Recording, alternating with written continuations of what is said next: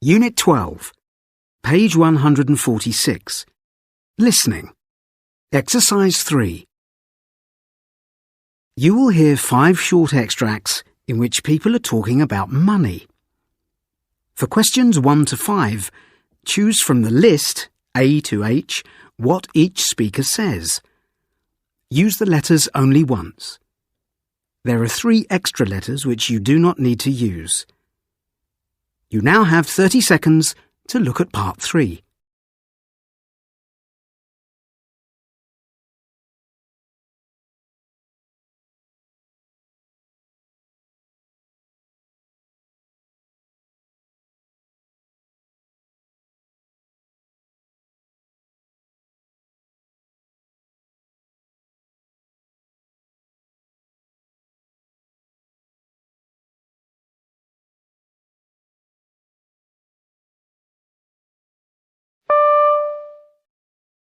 Speaker 1. For some people it's a harmless enough activity. They can have the odd bet, buy the occasional lottery ticket, and it doesn't do them any harm. But for me, it was like the money didn't have any value. It was just about winning. As soon as I had cash, I'd gamble it away. Fortunately, I was one of the lucky ones. I got help, and my family were very supportive, and I don't have a problem with it anymore. I don't think it's considered a problem by society in the same way that drug addiction is, for example, but I think it should be. Speaker 2. Some people say that drugs are largely to blame for most criminal activity these days, and that if they legalise hard drugs, it will make a huge difference to the crime figures. But I hope they never do, because then I'd be out of a job. I'm not an addict myself, I don't do drugs, that's for idiots, and that's not why I became a dealer. It was simply a case of making a living. OK, I know that in the eyes of the law I'm a criminal, but if I don't do it, someone else will. That's how I see it.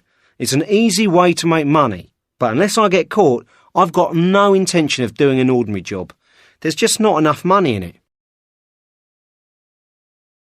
Speaker 3.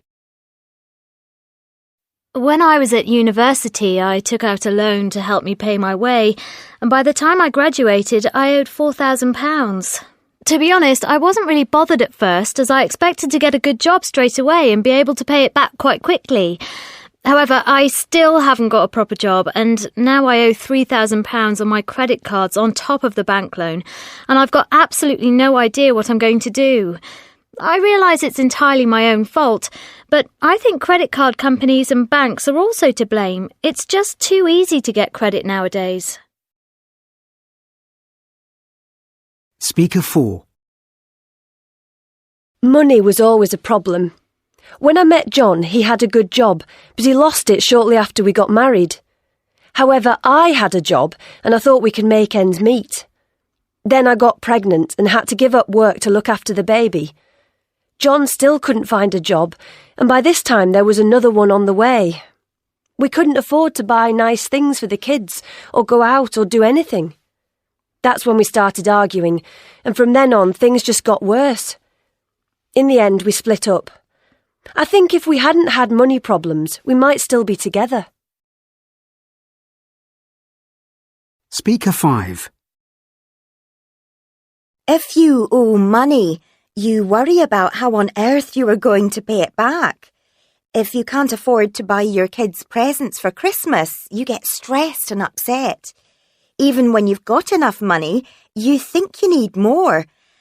I got caught up in the rat race, just trying to earn more and more. I was working too hard, and if I hadn't done something about it, I'd have found myself having a heart attack when I was still in my 40s. Now I realise there are far more important things in life than money.